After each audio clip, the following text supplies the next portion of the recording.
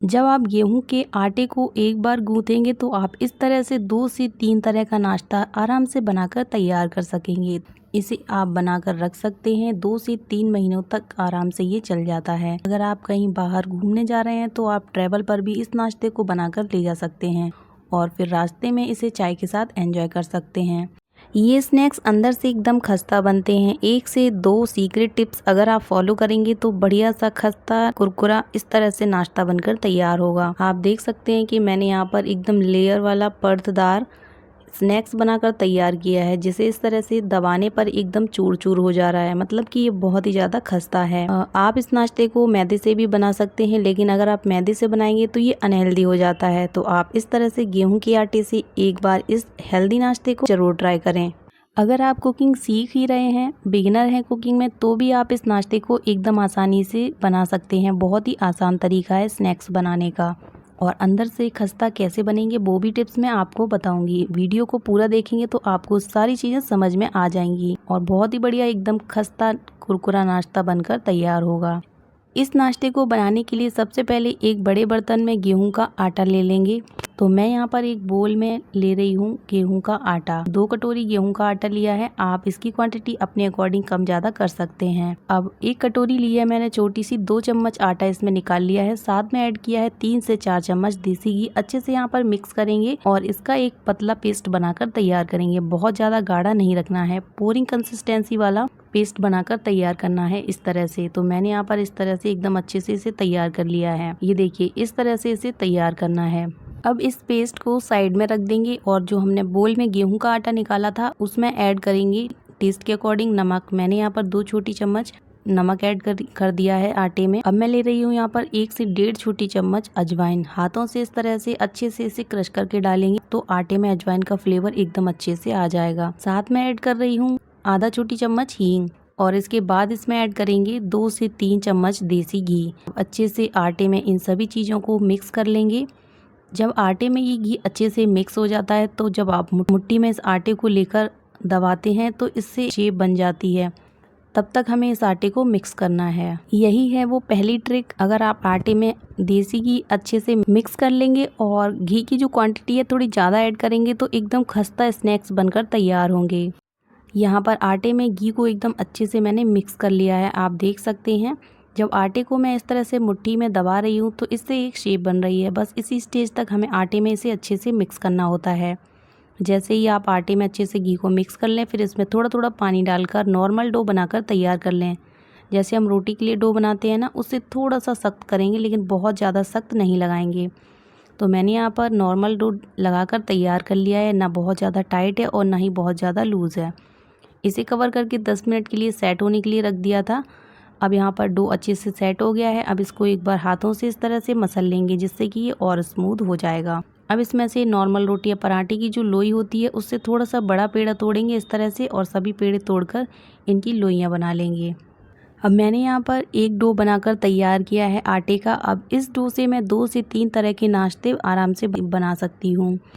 अगर आप भी इस तरह से नाश्ता बनाना चाहते हैं तो इस तरह से एक बार आटा गूंथिए और 2 से 3 तरह का या फिर 4 तरह का नाश्ता बनाकर तैयार कीजिए। लोइयों को मैंने यहाँ पर रेडी कर लिया है। अब एक लोई इस तरह से लेंगे और इसे रोलिंग बोर्ड पर इस तरह से रोल करेंगे। आप इसे सूखा आटा लगाकर भी रोल कर सकते हैं, ऑयल या फिर घी लगाकर भी रोल कर सकते हैं, लेकिन बिना आटा और बिना घी या तेल के ही आराम से ये रोटी रोल हो जाती है। जैसे हम नॉर्मल रोटी या पराठा बनाते हैं उसी तरह से इसे गोलाई में रोल करना है, लेकिन उससे काफ़ी बड़ा करना है और एकदम पतला बेलेंगे। इस तरह से मैंने यहाँ पर 4 रोटियों को बेलकर तैयार कर लिया है। रोटियों को एकदम पतला और साइज में एक समान बेलकर तैयार किया है। सभी चारों रोटियों को एक साइज का ही रोल करना है। अगर थोड़ी सी छोटी बड़ी है तो कोई प्रॉब्लम नहीं है।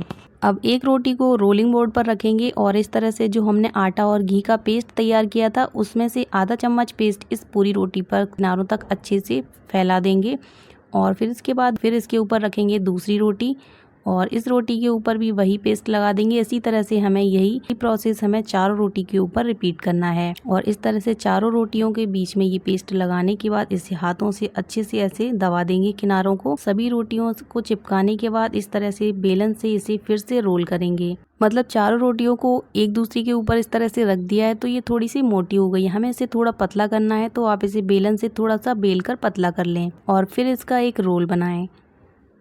आपने देखा कि ये नाश्ता बनाना कितना आसान है। इसी तरह से आप इस नाश्ते की रेसिपी को एक बार ज़रूर ट्राई करें। और ये नाश्ता खाने में तो बहुत ही ज़्यादा मज़ेदार लगता है। आप इसे चाय के साथ जब खाएंगे ना तो इसे खाकर आपको मज़ा आ जाएगा। बाजार के जितने भी नाश्ते हैं ना उन्हें खाना आप भूल जाएंगे, बहुत ही ज़्यादा स्वादिष्ट लगता है। गेहूँ का ये हेल्दी और टेस्टी नाश्ता एकदम खस्ता बनता है, बाजार से भी बढ़िया। तो यहाँ पर रोटियों को बेलने के बाद ये थोड़ी सी पतली हो गई हैं। इस तरह से इनका एक रोल बना लेंगे।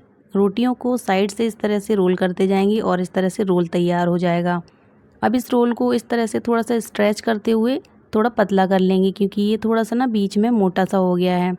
और रोल को इस तरह से बनाने के बाद इसमें से चाकू से छोटी छोटी लोइयां कट कर लेंगे, एकदम पतली पतली। इस नाश्ते को बनाने में ज़्यादा टाइम नहीं लगता है, झटपट से आप इसे तैयार कर सकते हैं। आपने देखा कि ये नाश्ता कितना ज़्यादा आसान है। जिस तरह से ये नाश्ता बनाने में आसान है उसी तरह से ये खाने में बहुत ही ज़्यादा स्वादिष्ट लगता है। एक बार आप इस नाश्ते को ज़रूर बनाइए। मैंने यहाँ पर इस रोल में से पतली पतली छोटी छोटी लोइयां कट कर ली हैं। इन्हें इस तरह से एक प्लेट में निकाल लेंगे और लोइयों को अलग अलग कर लेंगे। अब हमें इन लोइयों को रोल करना है। तो रोल करने के लिए आप इन लोइयों में थोड़ा सा सूखा आटा लगाकर भी रोल कर सकते हैं या फिर ऑयल लगाकर भी रोल कर सकते हैं। मैंने यहाँ पर इस एक लोई को रोलिंग बोर्ड पर रखकर हथेली से थोड़ा सा दबा दिया है और फिर बेलन से मैं यहाँ पर इसे रोल कर रही हूँ। इस तरह से गोलाई में रोल कर लिया है, जैसे पूड़ी बेलते हैं ना उसी तरह से इसे रोल करना है। यहाँ पर इस तरह से आप कह सकते हैं कि एक छोटी सी पूड़ी तैयार करेंगे और फिर इसे इस तरह से पूड़ी को फोल्ड करेंगे एक बार और फिर दूसरी साइड से पीछे की तरफ से दोनों साइड्स को चिपका देंगे। और यहाँ पर इस तरह से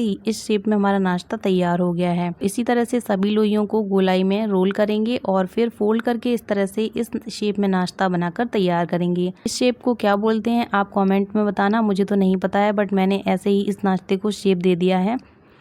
और इसी तरह से मैंने यहाँ पर समोसा शेप मटरी भी तैयार कर ली है इस तरह से।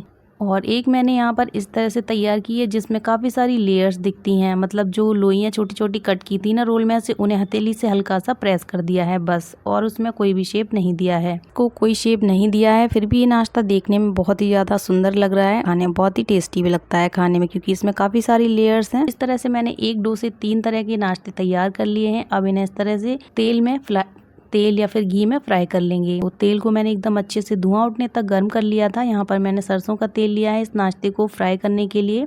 और फिर धुआं उठने के बाद गैस का फ्लेम लो करके टेम्परेचर मैंने यहाँ पर ऑयल का लो कर दिया था और लो टेम्परेचर पर ही हमें यहाँ पर ऑयल में इस नाश्ते को डालकर धीरे धीरे फ्राई करना है। तो ये नाश्ता एकदम क्रिस्पी बनेगा।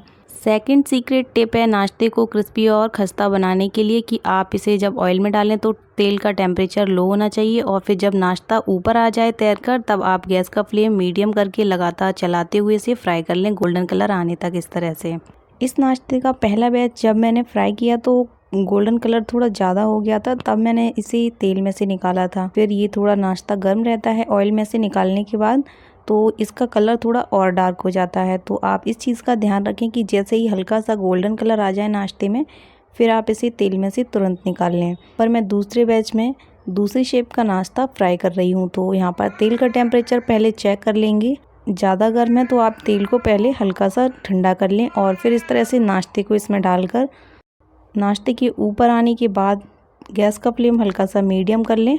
गैस का फ्लेम मीडियम करके इस तरह से इसे लगातार चलाते हुए हल्का गोल्डन कलर आने तक फ्राई कर लें। सेम तरह से बाकी का जो नाश्ता बचा हुआ है उसे भी फ्राई कर लेंगे। समोसा मटरी फ्राई कर ली हैं, ये देखिए एकदम अच्छे से फ्राई हो गई हैं। इसी कलर पर आने तक इन्हें फ्राई करें तो एकदम परफेक्ट नाश्ता तैयार होगा। ये देखिए यहाँ पर बहुत ही ज़्यादा परतदार नाश्ता बनकर तैयार हुआ है। आप इस तरह से ये क्रिस्पी खस्ता नाश्ता तैयार कर सकते हैं। और इसी तरह से हम तीसरे शेप वाला नाश्ता भी तेल में डालकर फ्राई कर लेंगे। इस चीज़ का ध्यान रखेंगे कि तेल का टेम्परेचर लो होना चाहिए। बहुत ज़्यादा हाई टेम्परेचर पर अगर आप इस नाश्ते को फ्राई करेंगे तो नाश्ता ऊपर से डार्क हो जाएगा और अंदर से बिल्कुल भी अच्छे से नहीं पकेगा। तो मैंने यहाँ पर इस नाश्ते को भी फ्राई कर लिया है और ये देखिए देखने में कितना ज़्यादा परतदार और बहुत ही सुंदर दिख रहा है। गेहूं के आटे से झटपट बनने वाले खस्ता क्रिस्पी और मज़ेदार हेल्दी स्नैक्स की रेसिपी आपको कैसी लगी प्लीज़ कमेंट में बताइए। अगर अच्छी लगी हो तो प्लीज़ वीडियो को लाइक कीजिए, शेयर कीजिए। ऐसे ही और मज़ेदार, टेस्टी और हेल्दी रेसिपीज़ देखने के लिए मेरे चैनल को सब्सक्राइब भी ज़रूर कीजिए। आप इस नाश्ते को 1 से 2 महीने तक स्टोर करके भी रख सकते हैं। चलिए जाइए, बनाइए और एंजॉय कीजिए। चलिए मिलते हैं नई रेसिपी के साथ। Bye bye, thank you.